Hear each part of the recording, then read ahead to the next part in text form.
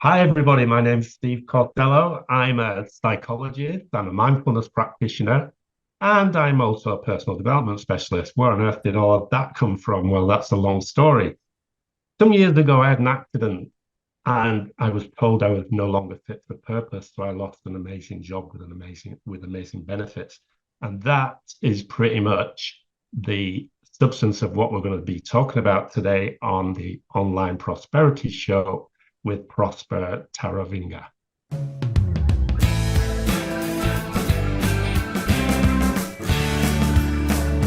Now, welcome to yet another exciting episode of the Online Prosperity Show. I'm your host, Prosper Taruvinga, and today we have a remarkable guest joining us. Steve, how are you doing today? Hi, Prosper. It's wonderful to be here. Thank you. I'm doing great today. I'm really comfortable. I'm really happy. Outside, it's kind of cloudy, but inside, I'm feeling sunshine. Oh, I like that. I like that. Well, Steve, you're the kind of person that needs to live in Melbourne because Melbourne has four seasons all in the same day. And if you can just contain that sunshine inside of you, you won't even see anything. You wouldn't even need a weather app. Wow. Interesting. You're in Melbourne. My daughter lives in Melbourne as well, so I didn't know that. So that's quite exciting. I'm going to have to call her later. Well, it is a small world, it's a small world after all. And I think we're amongst one of the most livable cities. So your daughter made a good choice to choose Yeah. Melbourne as the place to be. But I digress. For those that are watching right now, like I said today, we've got a phenomenal guest. Steve Costello is one of the individuals that's actually shaping their destiny and thriving against the odds.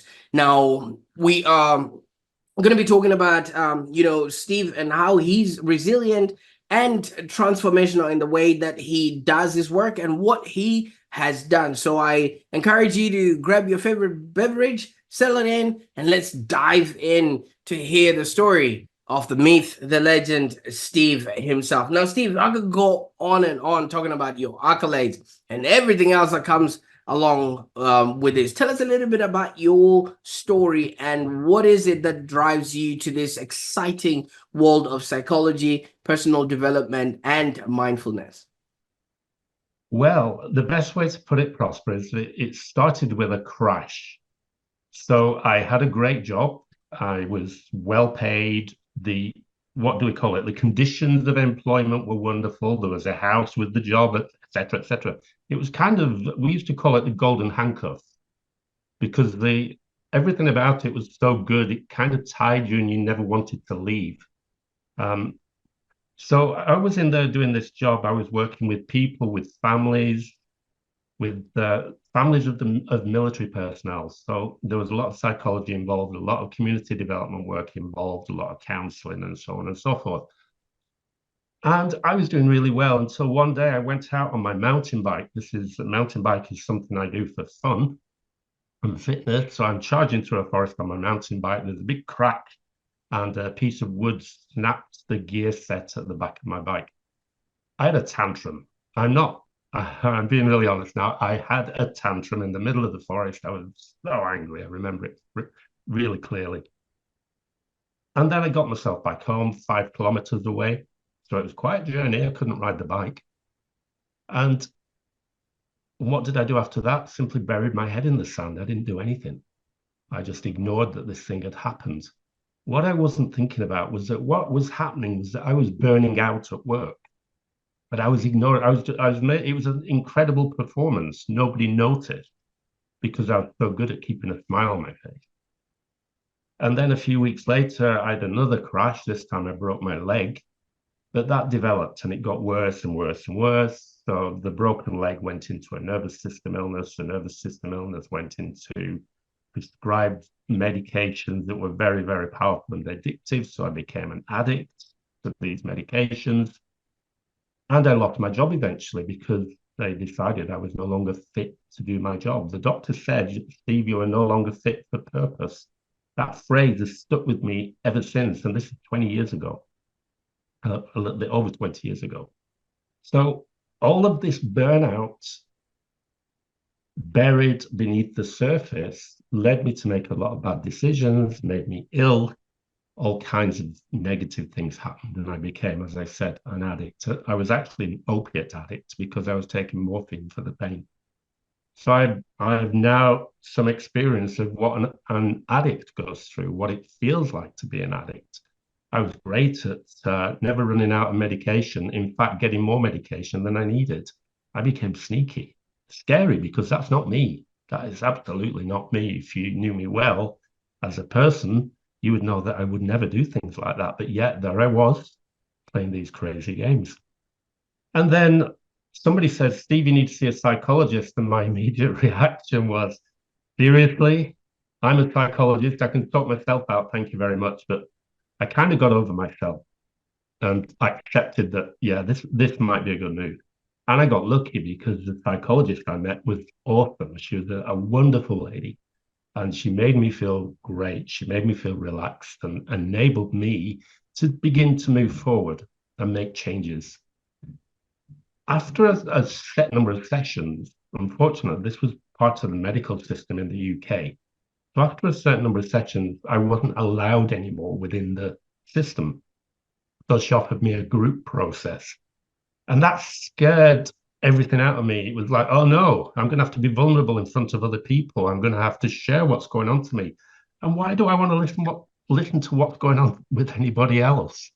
My head still wasn't in a great place, but I went along to this group and realized that I was beginning to come back to me that was the me that was lost after that accident, after those burnout periods, which was really fantastic, obviously. And then the kind of turning point was when I knew that I needed to see a doctor. I knew that I needed to see a doctor to say, doctor, I'm an addict. I need to get out of this. Help me. And I got the help that I needed. So that was a very, very positive thing. And slowly but surely, I came back to who I am today. Now, one of the big things that happened was that I met a physiotherapist who taught me this crazy thing, at least that was my first impression, this crazy thing called breathing through the pain. So I had pain in my left leg almost constantly. And he taught me how to feel the sensation of breathing in through the pain, holding the breath and breathing out through the pain. I thought he was a bit crazy at first, but then I started to practice this thing and discovered that actually it made a difference. And that was the first introduction to mindfulness that I'd ever had. I'd heard of this mindfulness thing, but didn't really know much about it. So that kind of set me off on another course, find out about mindfulness. What can it do for me? So I used it and learned about it. And eventually, as I began to heal, I made a couple of decisions. One was that I would never burn out again. This is never going to happen to me again.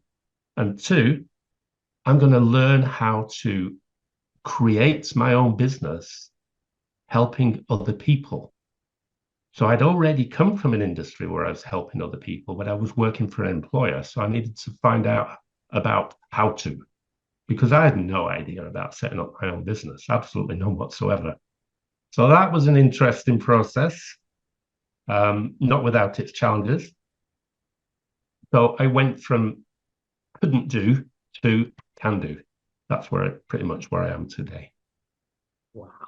Wow, Steve. Now that is a remarkable journey in and of itself. And hopefully we're not going to stumble upon any twigs along the way, because the first twig that actually broke you into who you are now yourself, it caused you to throw a tantrum. Now, that's quite an exciting way of putting it, right? There's so many people that are going through life, and if anything bugs them, a fly or anything in their life, they're just throwing tantrums at everyone, their kids, and things of that nature. Could you say this is something that wasn't unique to you, that so many other people were going through this, or was it just because it was Steve Costello at that time and it just had to happen? I think, yes, a lot of other people are going through those things. A lot of other people that I'd worked with. In fact, there was one particular client at that time who was very deeply involved in having tantrums about what was happening to him. But for me to feel that anger and that explosive feeling inside of me was quite rare for me, because I'm a pretty Zen person most of the time. And I lost control. I was so grateful that I was the only guy there. There was nobody around. Nobody saw what happened. But I lost control for a few minutes. But And it was very, very difficult. you did, and you were So, there. yeah. So I thoroughly understand when people say to me, I'm losing it, or I'm angry and I don't really know why I'm angry. I don't know what to do about this anger. That anger is not part of my makeup. So many people say that in their own words. Anger is not a part of me. I'm not an angry person. But yet they are doing things that are quite angry. So that's quite a challenge for them to work through. It was a challenge for me to work through. But unfortunately, what did I do? As I said, I stuck my head in the sand and pretended everything was great, which was a stupid thing to do on reflection. But yet the learning that came out of that was better than gold, if there is such a thing. I quite like that. Could it have been that the work that you were doing, because you were working with people that have been going through a lot of stuff, and the clients that you would be seeing are military personnel, and they're probably going through PTSD, trauma, and they can't reintegrate into the society they now live in, and what they saw, on the battlefront is not exactly what they saw at home, and you have to actually walk people through that. Do you reckon you were taking on all of that without you having an outlet, which you later on found that breathing and being mindful would actually help you separate, what was happening, and what you could control and what you couldn't control? Yeah, there's some great points in there, Prosper. Thanks. So many of the clients I was working with, as I said, they had deep psychological challenges. Most of the people that I worked with were not actually serving military personnel. They were the wives of, or the children of. But they too, if the father, I can think of one case in particular, the father had a very tough time in the Gulf War, the first Gulf War.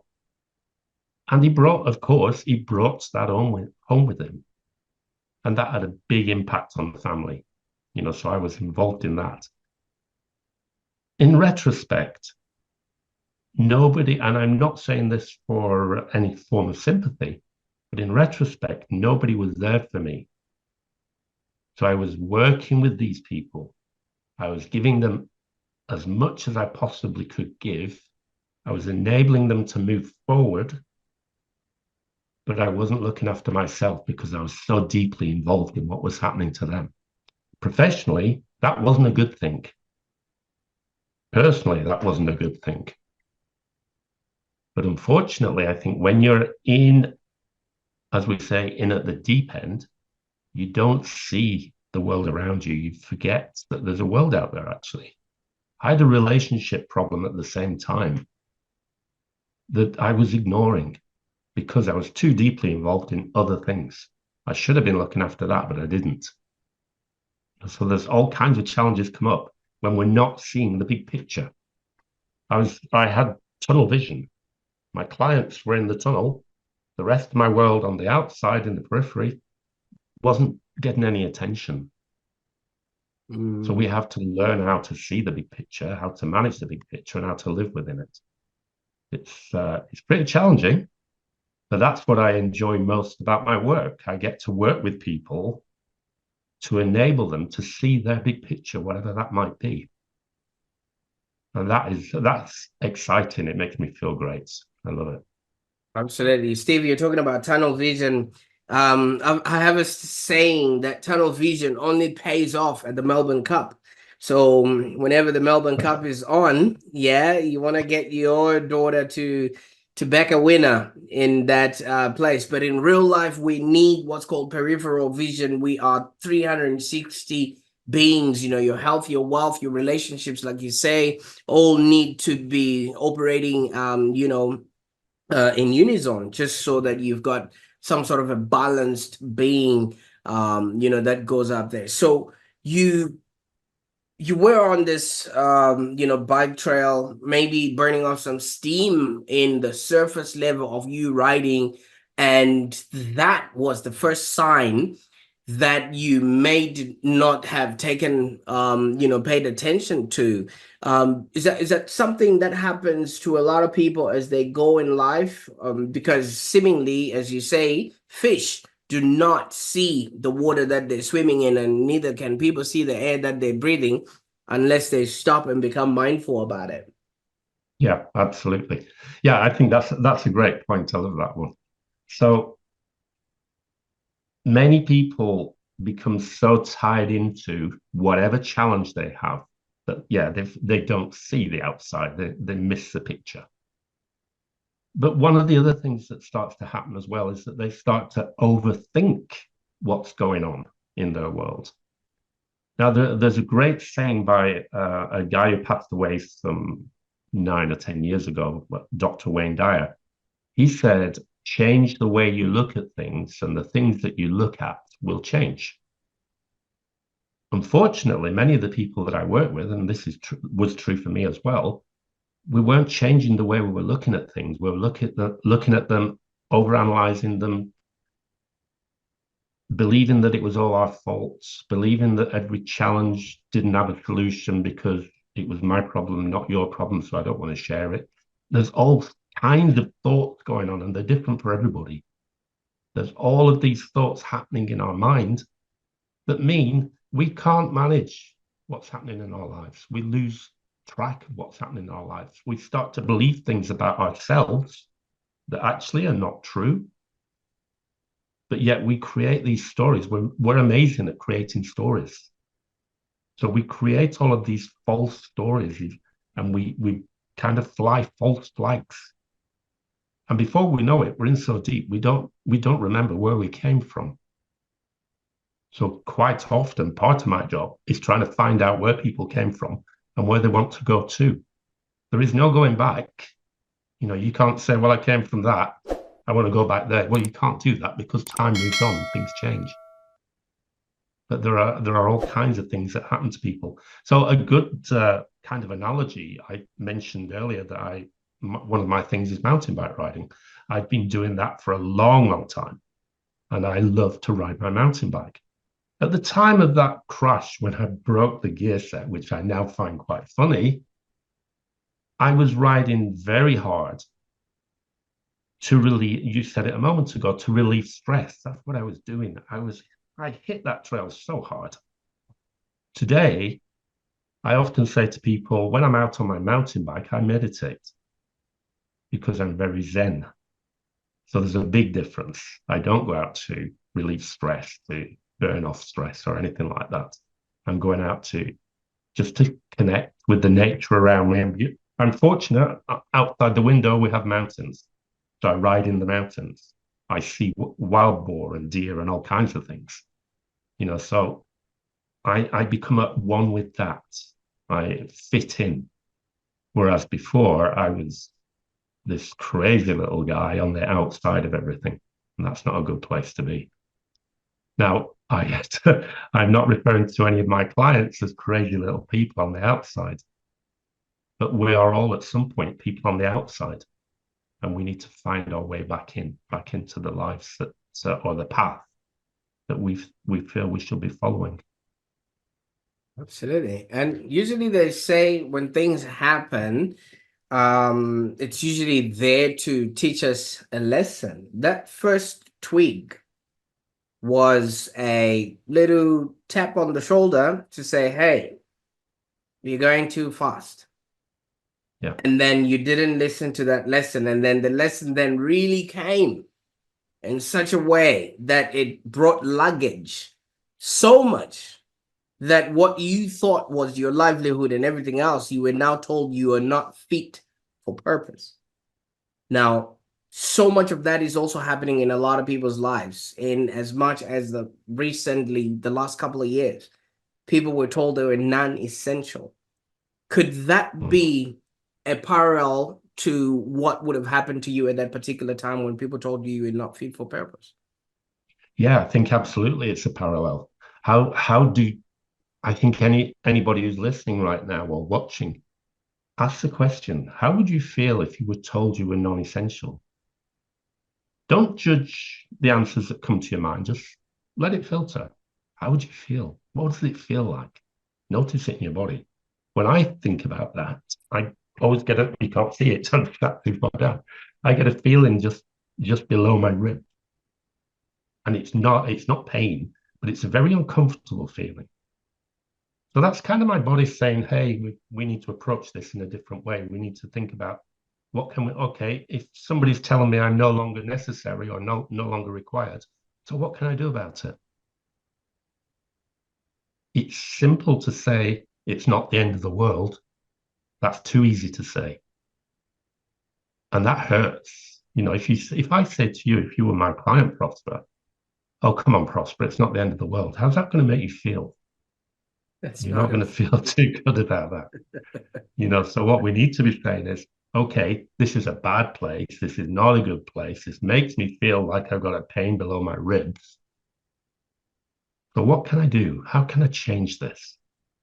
Because at the end of the day, life is about you. Moving on to your next thing, whatever that might be, is about you. You may have a beautiful relationship. You might have a fantastic partner. But still, there are things that are about you more than they are about those people, your loved ones and so on. So we need to think about those things. When we have a crash like I did, what do I do today if I have a crash? And I still have crashes, of course I do, I'm a human being. I stop. I take a breath. Quite literally sometimes. Stop. Take a breath. Just let it filter. Don't judge. Keep the judgment out of your head. One of the things as humans we're really, really good at, all of us, I think, is judgment. We're taught to judge from day one. We're taught to judge when we go to school. There's all kind of judgment calls that we make. We judge the football teams. Okay, that's a bit of fun. The Aussie rules games, we make judgments about how bad the referee was or how good he was or whatever. So if we can learn not to be too judgmental, that helps us immensely. It really does. The question is, how? Wow. I like that. I like that. You're taking us on a journey here. And talking about journeys, you've had over 30 years of experience under your belt. And what keeps the fire burning? And how have you sort of evolved your methods over the years? Because from the time you were probably being told, you're not fit for purpose and you might have been beta and everything else, I don't think this is the same man I'm talking to right now.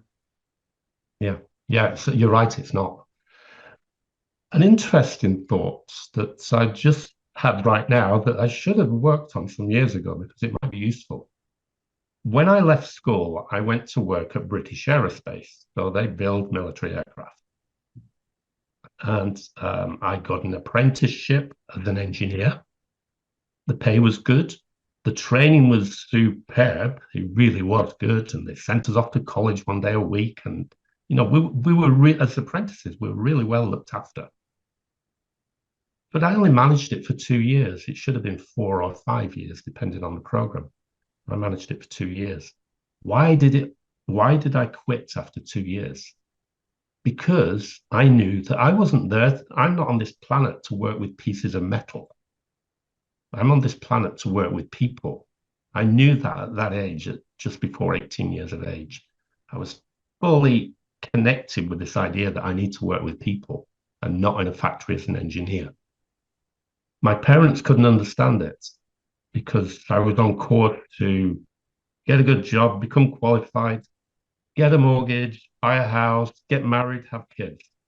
I didn't want any of that in those orders. I was more interested in, I need to help people. So that's what I started to look at. I knew my path was to help people. So that is something that many people miss. And they miss it because they're encouraged to follow in, let's use the old phrase, follow your father's footsteps. So a lot of people do that, don't they, still today? Or go work for the local aerospace factory because the pay's great.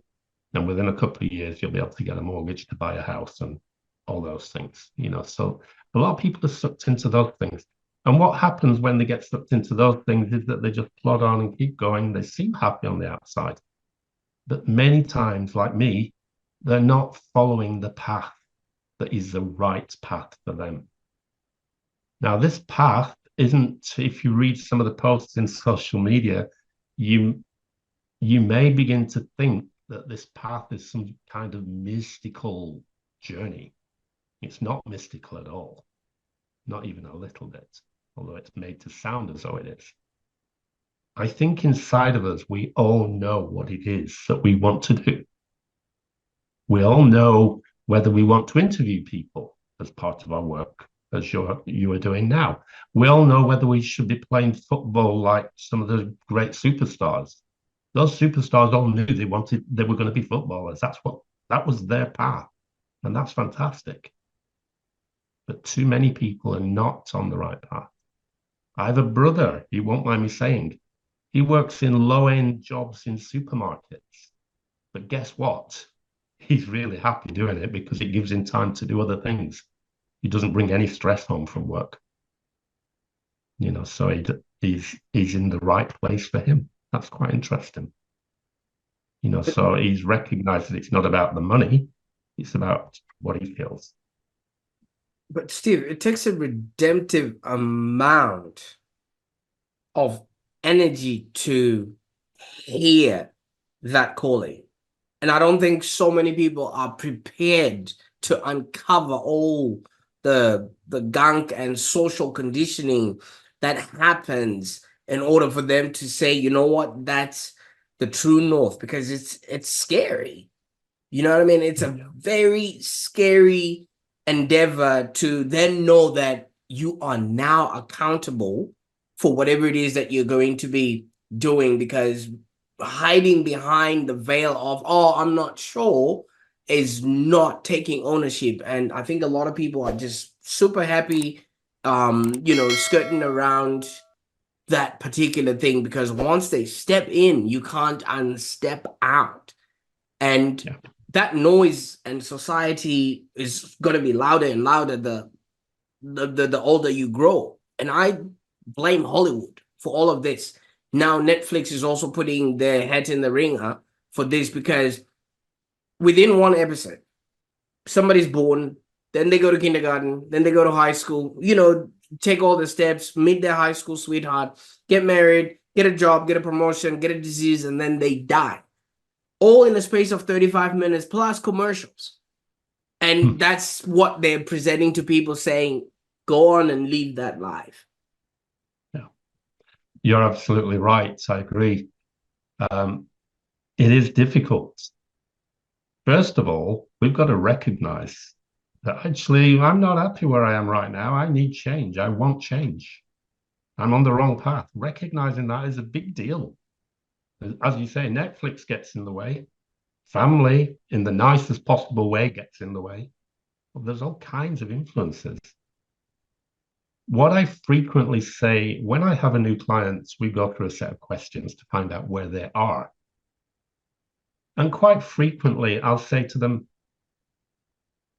where you are today and where you want to be, think about those two places and try to tell me how far apart they are. And the majority of people tell me that it's a million miles away. Okay, figuratively speaking, but it's a long way between the two poles. And it's because of all those influences we've just been talking about. But when people get to that point of recognizing, hey, this is not my true north. My true north is over there in the West. How do I get to the West? That is exciting. It's exciting for them and it's exciting for me, because I've got a person to work with who wants that change. And that is always a positive thing. You have to want it. people get scared. Hang on a minute. If I make change, am I going to upset somebody? Are my family going to turn their backs on me? Sometimes that does happen. What's going to happen if I go for these changes? So people have all sorts of genuine and correct, what I would call correct concerns. So my role is to enable them to see their true north, wherever it may be, and to consider how they can get there. It's not about me leading them. I can't do that. That's not my job. I can enable them to see the way, but I can't take them on that journey. Some people go part way and say, right, cool, I'm in a great place now. Thank you. I'm happy with this. Some people go all the way, but it takes a lot of time and a lot of effort. There's a kind of, I like to do what I call myth busting. And one of the myths that exists in my industry is that personal development can be achieved with a self-help program. And you can achieve some things with a self-help program. Sure, you can, especially if it's well written. But rarely will it take you to the place you need to go. You need a hand to hold. But the other thing that's important is that a self-help program isn't a one-size-fits-all thing. They're often sold as that, but they're far from that. So I think people need to realize that. What we're talking about now is a massive issue. How to go from where you are today to your true north. It's a big thing. It should never be taken lightly. It can't be solved with little throwaway posts about, I'll tell you what, do some positive thinking. That's going to work. Not. Absolutely not. Or let's do some affirmations. They work. No, they don't. They might help, but they certainly don't work in isolation from everything else. So there's all kinds of things we've got to think about on this when we're talking about this journey. I'm still on my journey, and I won't stop until the day that I die. Growth it's an ongoing thing. I'm not going to sit with my slippers on smoking a pipe. That's a stereotype that I get from one of my grandparents. It's an image that's worth thinking about. Absolutely. I quite like that because so many people, it's like showering, really. You can't just take a shower today or shave today and think, yep, that's it for the rest of their life. I'm done.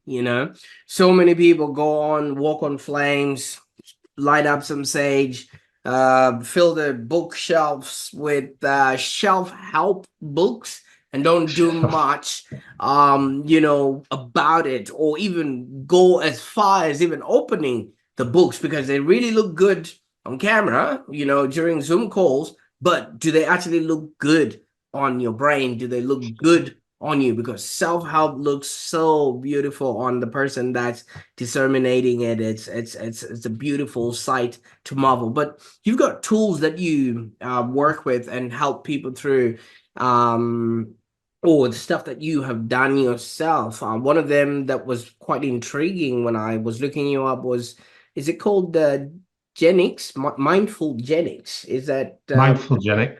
Yes. Yes. Tell us a little bit more about this vibrant, psycho-educational training program and how it can actually empower, the people that are listening right now to conquer their life's challenges with confidence. Because, like you say, this is something that is not a one done, and that's about it. Yeah, sure. First of all, MindfulGenix is a great title and a bad title at the same time, because most people would say to me, what on earth? What is MindfulGenix? They get the mindful bit, but the Genix, it's kind of a bit strange. Well, the Genix is a word, actually, I discovered. It's a cross between a genie, a magical genie that comes out of a bottle, and a phoenix, something that rises from the ashes. So that it's this magical being. So MindfulGenix is the implication of rising from the ashes for me is really important, because that matches my own journey. So we've got to go with that. So the whole program is something that I came upon it because I'd seen a lot of programs around, programs, for example, like mindfulness-based stress reduction programs. They're a thing. They're a thing that you can go to some institutions, for example, and pay 40,000 US dollars to take part in. They're a thing that you can go to a place that I know of online and do a program for free. But of course, if you do the free program, there's no hand to hold. But there's a kind of a bit of a difference between free and 40K plus dollars. So that all of that was a bit concerning for me as an individual. This was nothing to do with my business initially. I thought, how on earth can there be such a vast gulf between these two places? So I started looking into the content of mindfulness-based stress reduction programs. And it's content that I deliver routinely as part of my programs. So I thought, well, I don't want to copy any of this. That's not going to help my clients at all. But what I do want to do is give them a program that they can follow easily, that will benefit them in a small way if they need a load of small ways in different aspects of their lives, or that it could benefit them massively in one particular thing. So I started recording videos every time. So for example, every time I was asked to deliver a group program to somebody, so let's say it's a 2-hour group session, I would record that and then adapt it. So I started collecting all of these videos together. So what I ended up with was a collection of videos that could enable people to solve relationship challenges, solve confidence challenges. So there were kind of a million things. Now, that might not sound like a good thing. Like, this guy's trying to do too much. He's trying to cover all of these topics and these issues. But what I did with the program is that I wrote it in such a way that it's appropriate to whoever picks it up. So the people who need help with stress reduction can see what they need to do to enable stress reduction. There are exercises in there, very simple ones. Now, just while I just want to pause on exercises for a minute. One of the things that people have said to me over the last few years is, I can't do that. I work in a busy office. They'll see me doing it. They'll think I'm crazy. All kinds of things are said, which is nice. So what I've done is I put exercises into these programs that can be done anywhere, anytime, any place, except when you're driving, and people won't know that you're doing them. So that is kind of part of the magic. So it enables people to be free and not to be concerned about what other people think. Often people are overly concerned about what other people think. Some people say, well, I don't care what other people think, but really when it comes down to it, they do. So I try to design it that it'll fit everybody's needs.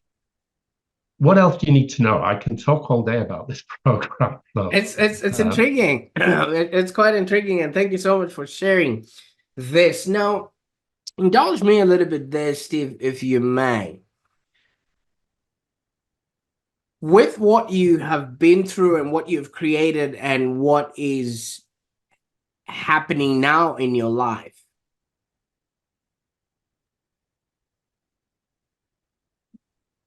that whole section of you going through the second crush and you being told you're not fit for purpose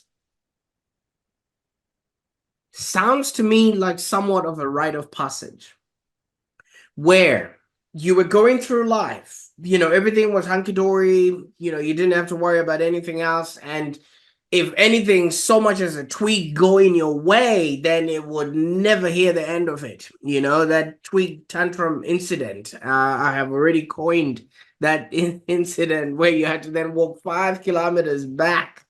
And to me, growing up in Africa, when you get to age 13 or 16, between that time, you're sort of called in by the village elders, and then they sort of proverbially tap you on the shoulder, and they give you tools, systems, and processes which then separate you from being a kid to becoming an adult, to becoming a man, to now go on and be a father, be a husband, look after, your family, your vocation, your spirituality, all those tools that will actually get you to cross over to the realm, of adulthood. And naturally, when you then come back, you can now tackle on tasks that men do or women do.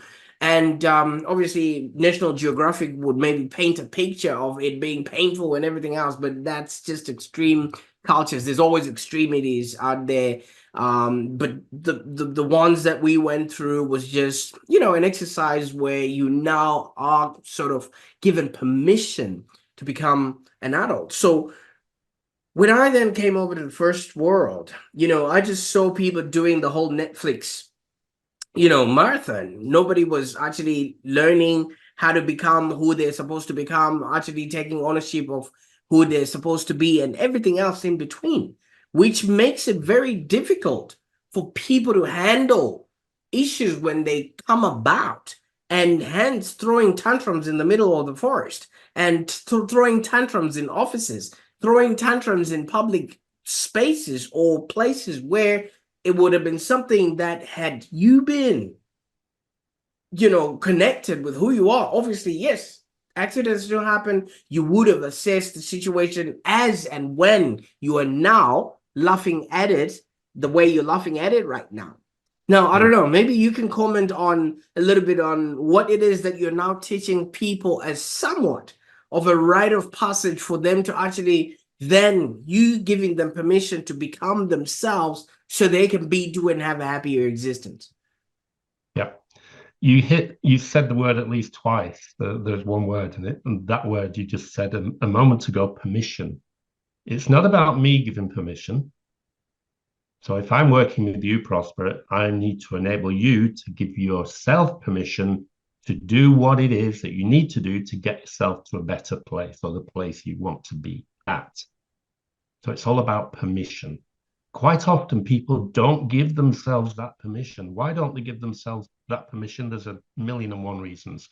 Culture, local community, family, lots of different things are happening in people's lives, so they don't give themselves permission. I can think of people who don't give themselves permission to be affectionate in public. I can think of a couple of those. So they can't share what they feel inside with anybody else because there's a fear that they'll be looked upon in a negative way, and that's not a good thing for them. So they can't give themselves that permission. So much of what I do is about enabling themselves to find ways to give themselves permission to do whatever it is they need to do. So I needed to give myself permission to say, hey, guess what? Everything's not okay. It really isn't. If you could have been there that day and you could have said to me, Steve, stop a moment. What's happening? That would have made such a difference. But I set myself up as the guy who enables and helps other people, not as the guy who needs help. So I couldn't give myself that permission to look under the hood, as it were. Now, there's something wrong with the engine, but I'm not going to open the hood and have a look not on my own. I need somebody else to enable me to take a look. Fantastic. Now, for those that are uninitiated, what would be the best way for them to get a hold of you? Several ways. Social media, Facebook, Steve P. Costello on Instagram. Email Steve, EXGRO @gmail.com. His email address that I use, that's kind of the entry email address that I use for everybody. So stevexgro @gmail.com. Telephone number on WhatsApp. If you go to my Facebook business page, also Steve P. Costello, you'll find my WhatsApp phone number. You can leave a message, and I always reply to messages. I have a very strong opinion about messages. I know people who believe that if they receive a message, they don't necessarily have to reply, but they might put a general response out there. I don't work like that. I respond to individual messages because my business is about people. My business is mostly about one-on-one relationships. So I'm not going to ignore messages. So those are just a few ways you can contact me. And as I said, I'll always reply. LinkedIn. Steve P. Costello. Sometimes it's capital P, but search engines are good at finding that stuff. Absolutely. I'll make sure all those informations and links are in the show notes so that people can sort of get started on that journey, because not a lot of people, like you say, have been sort of enabled or empowered to actually start solving their own problems. Now, what do they say about a tree that falls in the woods? If it falls in the woods and nobody hears it, did it actually happen? What's the statement? Do you know that statement? Where if a tree falls in the woods and nobody hears it, did it actually happen or so? So where I'm going with this is the tweak happened. You threw a tantrum. Had you had somebody who could enable you to solve that problem, Steve, what would you have wanted that person to say to you? Just ask me a question. What's happening? Because sometimes a simple question, I was ignoring what was happening. So if you would have come along and said, Steve, what's happening? That would have enabled me to stop. Okay, so what is happening? I may not have been able to answer clearly, but certainly I would have given something. And usually when you start to talk, what happens? Things trigger. What you say triggers another thought, and that triggers another thought. Hey, I think I need a little bit of support here. Things are not looking good. I just had a tantrum because I broke my bike. Oh, by the way, the bike brake was no big deal. It was easily fixed. But it seemed incredibly large at the time. That said an awful lot. So I needed that person to say, oh, come on, Steve, that's not a big deal. That's going to cost you, I can't remember what it was now, 20 euros to fix. So I needed that person because I wasn't able. I wasn't in the right place to be able to stop myself and ask those questions. Now, that's another thing that I teach in my program. How can we enable ourselves to stop sometimes, take a breath, ask ourselves a few questions? So I teach people how to ask questions that elicit positive responses that enable us to take actions in relation to whatever's happening in our lives. Does that make sense? Absolutely. In other areas of psychology or personal development, they call that a pattern break, right? Because you've got all these things that are happening in your brain, and then somebody says, hey, what's going on? Then you stop, you breathe, you think, oh, wait a minute. Then you actually start putting things in perspective. Yeah. Absolutely. I call it a break state. It's the same thing. Yeah. And there was no break state in my world at that time. It was just one thing to the next thing, to the next thing, to the next thing. And that's something I come across every day. That's what people are doing. They're going from one thing to another without stopping to take a breath, without stopping to just look around, take stock, do a little bit of evaluation. We're always on a mission to achieve. Too often that mission to achieve causes pain. So, I mean, obviously we've all been through tough times, and yours happened while you're doing the things that you absolutely love, which is being in the outdoors and things of that nature. But how did you overcoming all of these challenges in your life sort of impact the philosophy and the way you now see resilience within people, and just the capacity that every one of us has for growth? Because like I mentioned earlier on, fish don't see the water that they swim in, and people don't see the air that they breathe in. Sometimes I think quite often we don't need to see the air that we breathe or the water that we're swimming in. What we do need to see, though, are the bits of debris that are getting in the way. They're kind of drifting by sometimes, and we choose to ignore them quite often. I ignored some stuff. And these things drift by.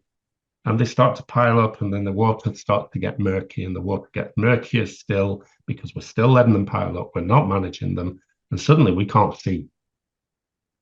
And what happens when we can't see? We run for the hills or bury our head in the sand or whatever you want to call it. So we start to do all kinds of protective behaviors. And those protective behaviors aren't always the best thing for us. So what we need to look at is, how can we clear the water? What do we need to do to clear the water? How can we make it so that we don't notice it anymore? Because we, as those goldfish, they're swimming around in their clear water, that's fine.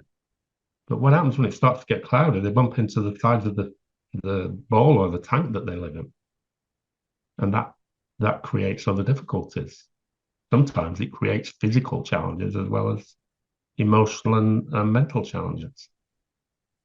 So those are those bits of debris are the things that I'm talking about. They're the things that I work with each day. I still have my debris. It didn't go away because I suddenly realized, hey, I need to do something. The debris still comes. Sometimes I still look at things in a way that's not helpful. So I need to stop. But I know now how to stop. I know what works for me. May not work for you, but I can show you other ways that will work for you.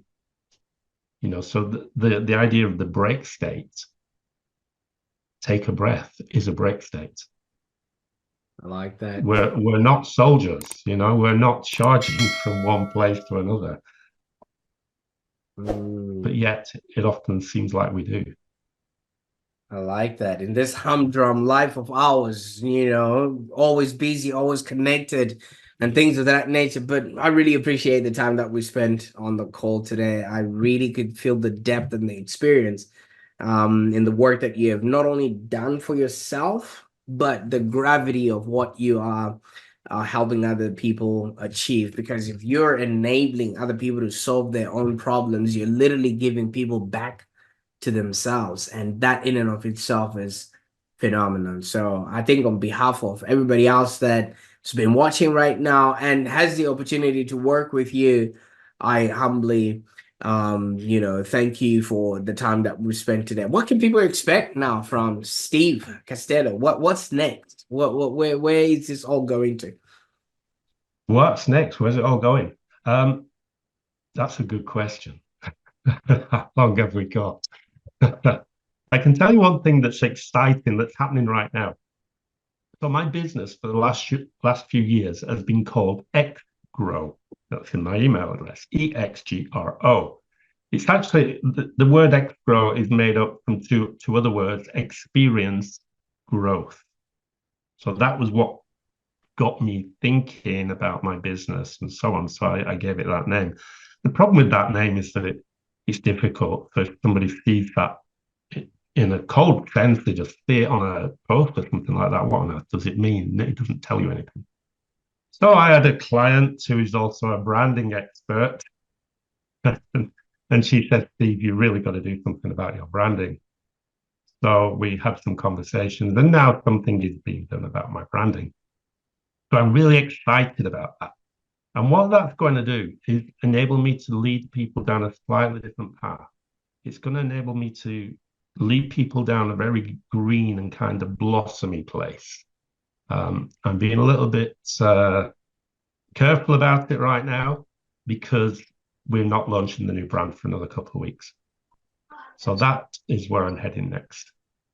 Absolutely. I am so excited about what you're creating and what that might mean for the people that have an opportunity to experience it. And for those that are watching, there you have it. A colossal thanks to Steve Costello for sharing his incredible journey and insights on personal development, mindfulness, and growth. And I think if you've been inspired and want to embark on your own transformation, just reach out to Steve. I will put all that information in the show notes there so that you can actually get started and also be a part of all the things that they're working on coming forward with their new brand. I just want you to remember that the journey to prosperity and to, solving your own problems begins with a single step. And I think today you've just taken that step with us. So Thank you for watching this. And if you are still tuned in, I applaud you. Why don't you just hit the subscribe button so that you can watch more phenomenon guests like Steve Costello on the Online Prosperity Show. Now, Steve, thank you once again. Prosper, thank you for inviting me here. It has been wonderful to share this time with you. Absolutely. And for those that are watching right now, until next time, this is Prosper and Steve. We're signing off the Online Prosperity Show. Stay inspired and stay prosperous. Bye for now.